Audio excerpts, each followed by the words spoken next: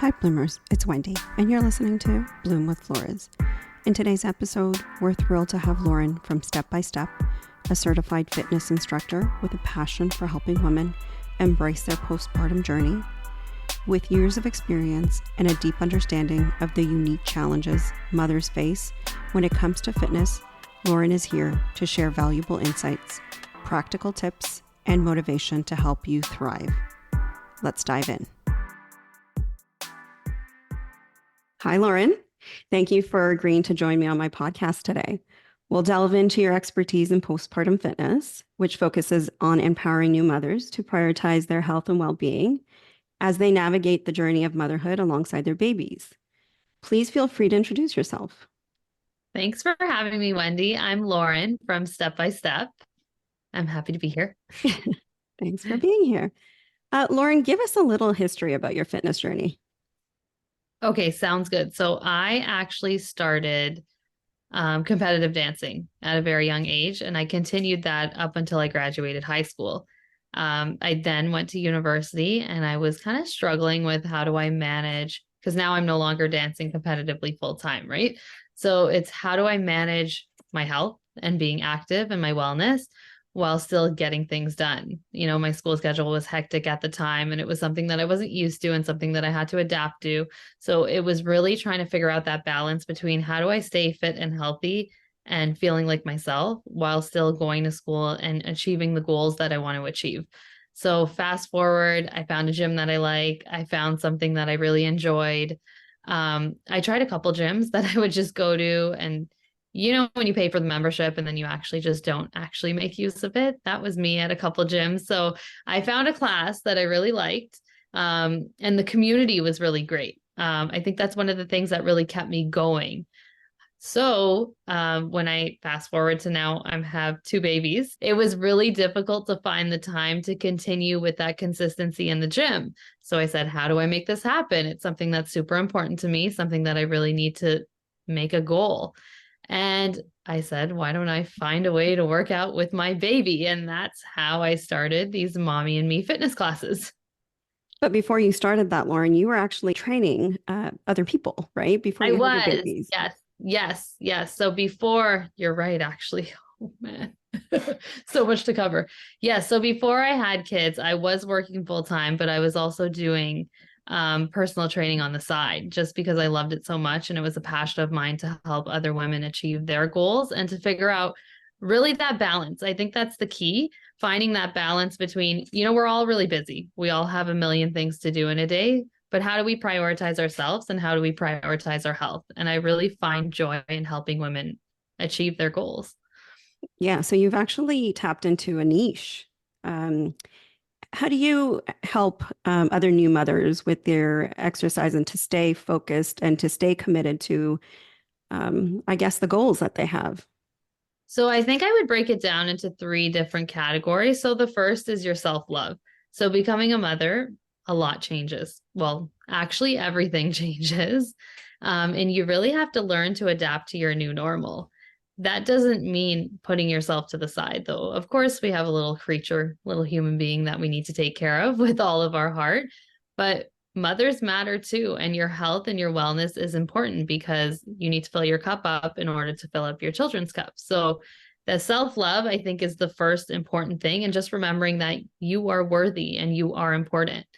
The second, I would say, is the community. So becoming a new mom, I really struggled with finding people that were going through, I guess, the same point in their life as me, I guess. Right. So I had a bunch of work friends. I have other friends. I have a great supportive community, but nobody was a new mother with me. So my life was changing drastically, and I needed people to surround me to help me. As a new mom, you have a million questions. Is the baby getting enough food? Am I doing this right? Should I be changing her? Is she happy? Am I doing a good job? Just even simple things. So it was nice to have a community of women and their children as well to help build that establishment. And I would say the third thing, so I know I touched on self-love, I touched on the new community, but I would just say the third thing is your health. Having a baby is very difficult on your body.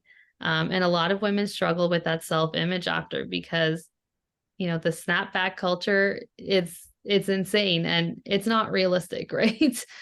You just had a baby, you need to nurture the baby. A lot of the times you're breastfeeding or whatever the case is, your body doesn't just snap back. You really have to put the work in order to feel like yourself again and feel good about yourself. And that was something that I struggled with personally, just looking at myself and saying, I've never actually looked like this before. And giving yourself grace, right? You just grew a whole human, but there's a healthy way to get back to the things that you want to do. Of course. Can you explain why postpartum exercises is so important to not only for the physical aspect of it, but also for the mental, and you said community aspect of it, right? Yeah, for sure. So with the physical, there's a lot of changes happening to your body, right? Your stomach stretches so far out. Your abs could be separated once you have the baby. There's a couple different conditions that you could suffer from. And simple things like deep breathing or, core restoration is a big part of it because our bellies are stretched out so big for a good 9 months, right? Yeah. So we really need to put that work in to get back to where we want to get back to.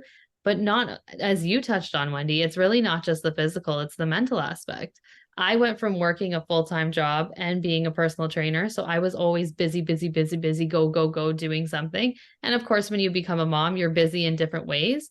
But I found myself not having anybody to talk to, and I love my babies for sure, but it was nice to get out and have some human interaction and connect with another adult that can respond back to me. And I found that was super important. For me, working out was always my outlet. So exercise was always my way to release stress or just find joy in my day, whatever I was doing. And I was missing it once I had a baby, right? I think just to touch on what I said earlier, becoming a mom is everything changes. But I really needed to find a way to do the things that I wanted to do. And for me, it's such a mental relief and just a stressor out.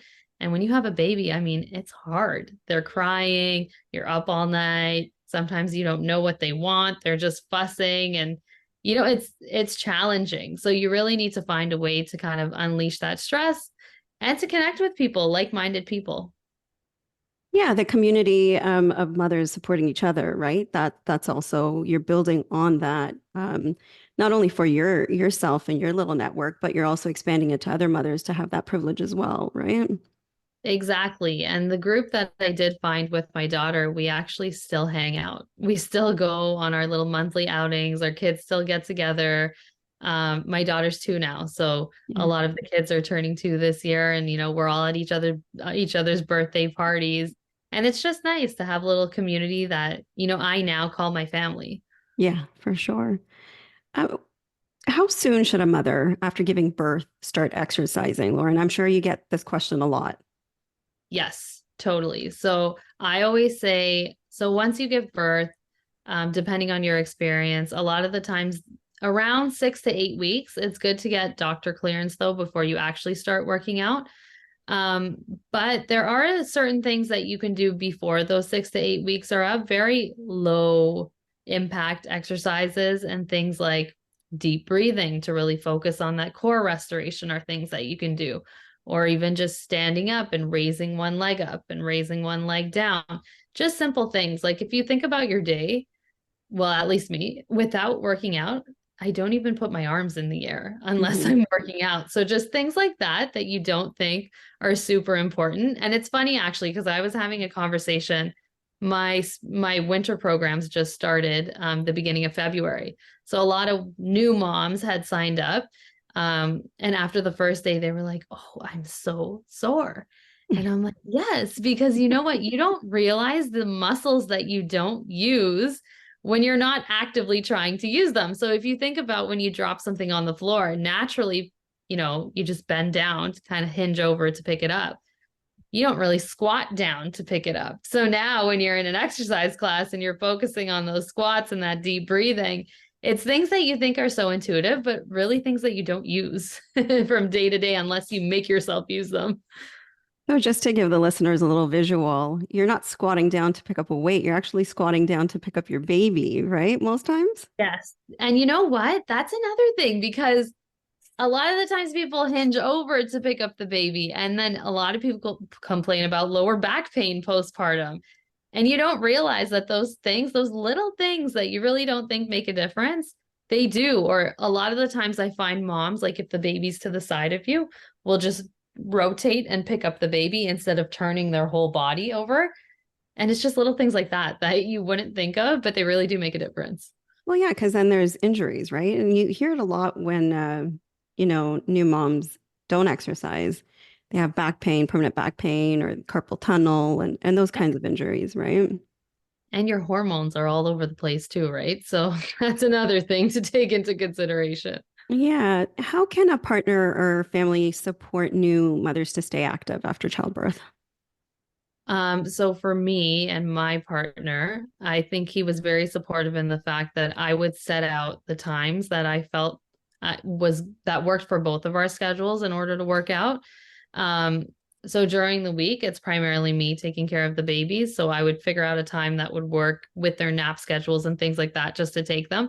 But in the evenings or on the weekends, when I do have my partner available, I'll plan ahead of time and I'll say, Sunday at 11, I really want to work out. Do you think you could help out with the kids? Or just having that proactive plan, because I find, well, when you have kids, you're busy all the time, right? So I Yeah. find just scheduling everything in terms of like, even down to like, when are we cooking? kind of Yeah. Yeah. is really beneficial. So just like everything else, you wake up, you brush your teeth, have that same mentality. I have to work out this day. What are some safe exercises new mothers can start with? I know you said you mentioned kind of doing little things, baby steps, but once they start really exercising, what are some of the safe stuff they can do? So what I really recommend is to focus on core restoration postpartum. So simple things like, again, the deep breathing, but you can do that in a variety of positions. So you can do that laying on your back with your knees up. You can do it standing up and just both feet planted on the ground, or you can do it where you're raising one leg up so that those abs are kind of helping you bring that knee up, driving it up and driving it back down. Some other really safe exercises I would say are squats. Body weight squats are always good, or holding the baby. Glute bridges are fantastic. I really like bird dogs. So that's when you're on all fours and you're reaching the opposite hand and opposite leg out, and you're rotating and alternating arms and legs each time. That's a really great exercise because it kind of activates all the muscles in your body. So those are my favorites postpartum. Mhm. Once you feel a little bit more comfortable and you are cleared, you can then start into things like push-ups or planks and those core exercises. I'm really big on focusing on the core exercises. And then as you master those, expanding. And what are some exercises that they should avoid at the very beginning? So some of the exercises that I would avoid are planks right off the bat, just because your core is so weak. And it could be, if you are suffering from that ab separation, it could be very detrimental. Mhm. A lot of ab exercises I would stay away from. Let me not say all ab exercises, but a lot of the ones that are high impact. So if you think of leg raises, when you're laying on your back, legs up, legs down, naturally you would do that with two legs, right? But I would say postpartum, that's not a good idea to do. You could lay on your back and you can bend one knee in and lay it back out so your feet are back straight. Bend the other leg in, lay it back out so your feet are straight. Just doing things that aren't as strenuous on the core. I think that the core is your center of everything, right? So when you're squatting, you're using your core. You're doing push-ups, you're using your core. You really want to give your body time to heal, and you want to make sure you're doing the right exercises to reinforce that healing and to help it. Yeah, and does that help like the pelvic floor? And I guess the other thing too is, women have to kind of worry about the Kegel exercises, right? Yes. So you know what? It's fantastic that you brought that up, because through my second pregnancy, so I got pregnant with my daughter. Well, she's two now. So what year would that be? 2021. And then I got pregnant again when my daughter was one. So I didn't give my body much time to restore itself. So Yeah. in terms of my second pregnancy, I was actually seeing a pelvic floor therapist throughout my whole pregnancy, Okay. just because and what she had explained to me was, you've got pregnant so fast after that, a lot of the times those muscles are still relaxed down there. And I found that when I was sneezing, I was twinkling, I was peeing myself. And Yeah. a lot of women think that's normal, and it's totally not. So I thank you for bringing that up, because Kegels are fantastic for that. And that deep breathing. I know I keep going back to this deep breathing, but the way that she taught it to me, and this really stuck with me, because I've gone to physiotherapists before, I've done the whole 9 yards. And I know a lot of people say focus on your breathing. And I was like, okay, breathe in, breathe out. No. And they would say, use your core. And I'm like, yeah, I'm trying, like I'm squeezing my core. But the way that she described it to me really stuck with me. And I use this now throughout my classes. So she said, breathe in, which is okay, breathe in. And then she said, when you breathe out, think about your core coming together, your belly button pushing up, and you stopping your pee. And that stopping your pee aspect really helped me to engage those lower abs. And it helped me with my Kegel exercises, because it helped me kind of isolate those muscles down there. And now I find when I say that to women, because, when you say engage your core, a lot of women go, Yeah. but you still want to be able to breathe. You still want to be able to do movement while you're engaging your core. So that stopping your pee, I feel like it really just set off a light bulb in me. And I was like, yeah, there we go. That's how we do it. Oh, that's so good. Um, I noticed that not only do you exercise with new mothers, but you also train pregnant moms, like pregnant women. Um, talk to me about that a little bit. For sure. So I've done a couple courses in terms of training pregnant women. I found for myself. So I like my mentor in fitness. He's great. He taught me a lot of what I know. But obviously he's never been pregnant. So when I became pregnant, it was still kind of COVID-ish. It was towards the end of COVID, and I was working out in my home gym. So I figured I had an OB for my first pregnancy. So I kept going to her and I kept saying, like, what exercises are safe? What can I do? What can I not do? And when I would tell her like what I was lifting, she would look at me and she would say, oh my gosh, I don't know if you're supposed to be doing that, right? They usually say, don't start anything new. So continue with whatever you've been doing before. And that kind of scared me, because I was like, okay, I don't want anything to happen to the baby, but I do want to continue to stay active throughout my pregnancy. So I did some research on it. And yes, I do help pregnant women continue their journey. It is true that you should, if you haven't been working out before, when you're pregnant is probably not the best time to start, but there are things that you can do. And there are safe ways to work out while you're pregnant. I also find that being active throughout your pregnancy really helps with your labor. Really? Yeah. Yeah. It reduces the time that you're in labor, or the It pain? so it reduces the pain, is what Okay. research shows, or it allows you to manage through the pain a little bit better. So when you're working out, if you think about it, you're breathing a lot. Your exhale really helps with that power. Your exhale helps you get through a lot of movements. You're breathing in, you're breathing out. Labor is also a really big mental thing. And I feel like working out, a lot of it's mental too. You say you sit there and somebody tells you to hold a plank for 40 minutes. A lot of the times up here is weaker than your actual physical body. You can do more than you think you can. And that's why physical health and mental health really go hand in hand with each other. Do you have any success stories that you want to share with us? Of myself or of other Sure, people? yourself. Well, I So know myself. yeah, I know you've been into fitness your whole life, right? I have. So if I think of my success just recently with my daughter, I gained a lot of weight. Like I was still very active through my pregnancy, but those McDonald's fries were calling me, and I shouldn't be saying this, but they were calling.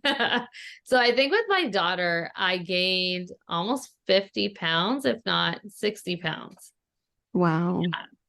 Yeah, crazy. And it's crazy what the body goes through, because then I Oh, gave yeah. birth and I was like, you know what? I don't even need these fries anymore. I don't know why I thought they were so good in the moment, but I was able to, and it's definitely not a rush. So I don't want any women out there to think it's a rush, but I was able to get back to my pre-pregnancy weight and pre-pregnancy body by 5 months postpartum.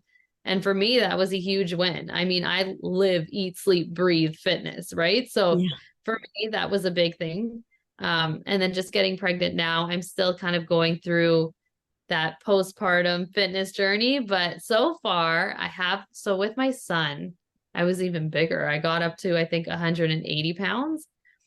Um, and now I'm at 143 pounds. So my goal weight, and I know some women don't like to set this goal weight, which is completely fine because there's so many other ways to track your progress that are non-scale victories. But for me, I'm kind of a number girl. So I like looking at the scale and I like tracking those non-scale victories as well.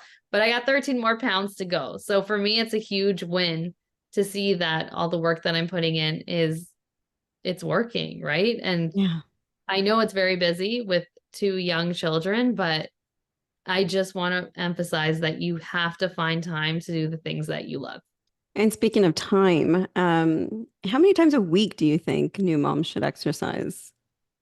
So what I recommend is anywhere from 2 to 3 times a week. Okay. If you can do more than that, great. I do think there's certain things that you can do on your off days, like walking. For me, I will hit up my local community center. They have an indoor track. And I'll just go walk the track some days if it's too cold to take the babies outside, or if it's too snowy or whatever the case is. Or I'll bundle them up and I'll take them out. Like, they enjoy the walk as well. So I think it's nice to do something not only for yourself, but your kids are enjoying it. And Lauren, what advice would you have for moms that don't have any motivation after they've had a baby and maybe you're going through postpartum depression? What Mhm. would you say to them to motivate them to get them back into? Right. The first thing I would say is give yourself grace. Your body has gone through trauma. You are going through a bunch of changes in your life. So give yourself grace. As I said, it's not a rush to see who can get back into shape the fastest. I really want people to focus on their mental well-being. So whatever that means for you. If that means getting outside for a walk, great. That's a step in the right direction. If that means joining a mommy and me fitness class, that's also great. If that means just getting out to do something with baby, that's also great. I think that we need to continue to push ourselves outside of our comfort zone, even when we don't want to. And I do think it's beneficial for our kids as well. So I'll give an example of just my daughter with the mommy and me fitness classes. She's literally grown up in it. I think I started fitness classes when she was 3 months. And now when she comes to the gym with me, she knows we're going to squat. She's going to squat right beside me. She's going to do her burpees. She's going to do whatever it is. And kids are really influenced by the things that you teach them. So I know that was kind of a whole track of what should we say to moms and No, things but like that. that's But exactly what they need to hear, right? it's all intertwined, right? Whatever you do, your kids pick up on. And give yourself grace. I want to go back to that because it's okay if you're having a bad day. It's okay if you're not feeling well today. It's okay if you need to take a personal day and lay low. Yeah. Give yourself those days. We all deserve them. What are some misconceptions about getting into exercise as soon as you have your baby? I think there's a ton of misconceptions around injuring yourself. Of course, injury is possible at any point, right?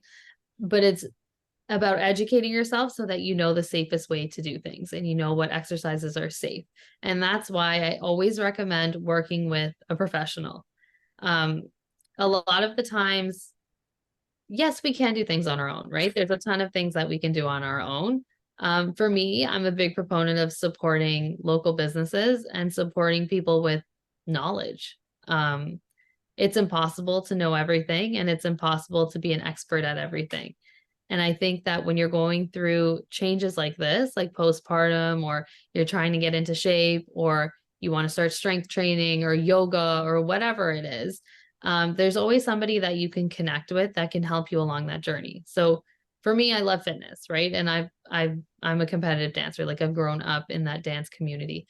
So if I want to try something new, like if I want to try yoga, I'm no yoga expert. So I'm going to hit up somebody who knows what stretches I can do or things like that. Or if I'm experiencing any kind of pain or any kind of discomfort, reaching out to the community that you have because there's so many knowledgeable people out there and we're meant to support each other. So if we can do that, I think that's best for everyone.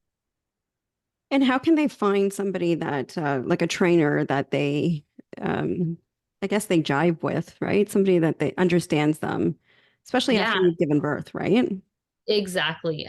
So what I like to do myself is not only do I look at somebody's knowledge or expertise, but I also look at them as a person.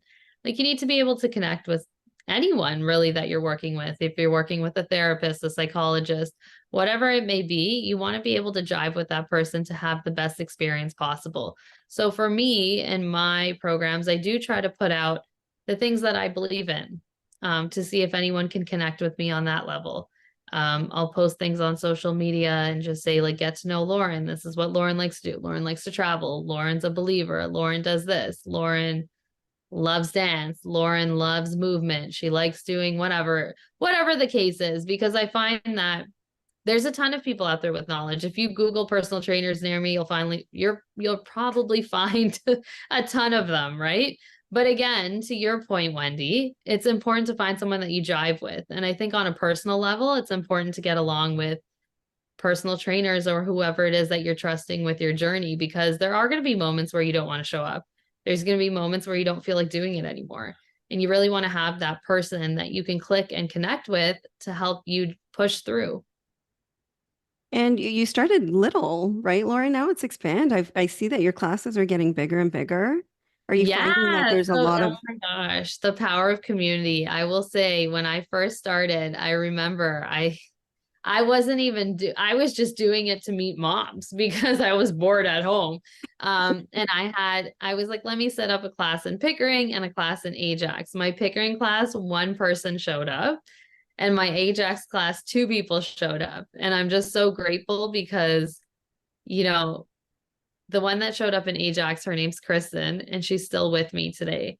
So it's crazy to think that they've trusted me for so long. And the way that I've connected with so many of these moms that have now entered the class is insane. The response that I got for my last program sign up that I did was overwhelming. And it was amazing, right? I was like, oh, I'm actually hopefully making a difference in their life and helping them connect with like-minded people that are going through a similar experience. do you, have you found that there's groups that have kind of formed from that little community that you started?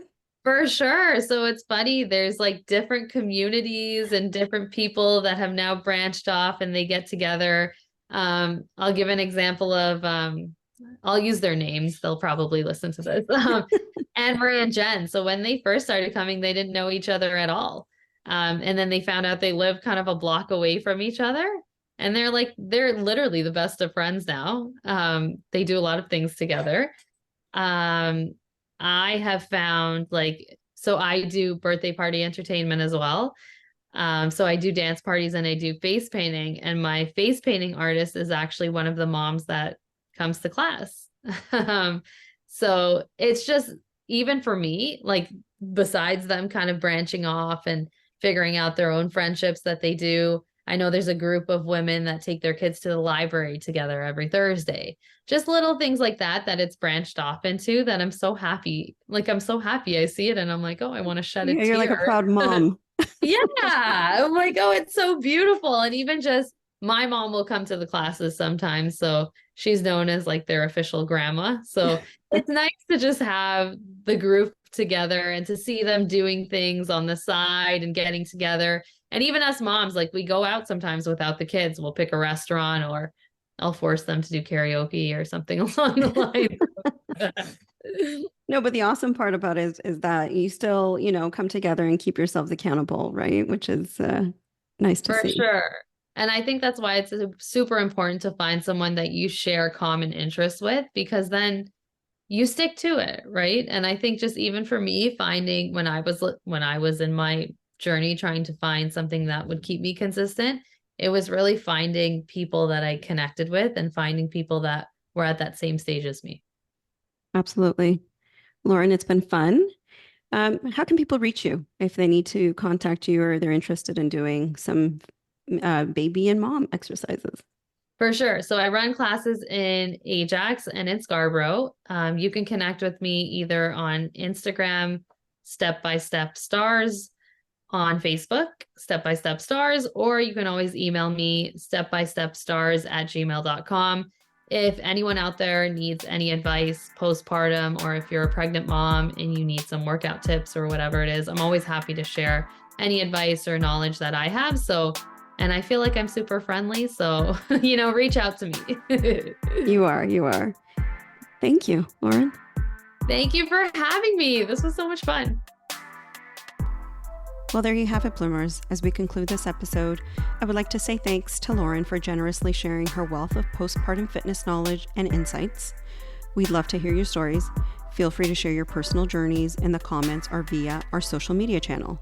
Your stories inspire us and help us grow together as a community of bloomers.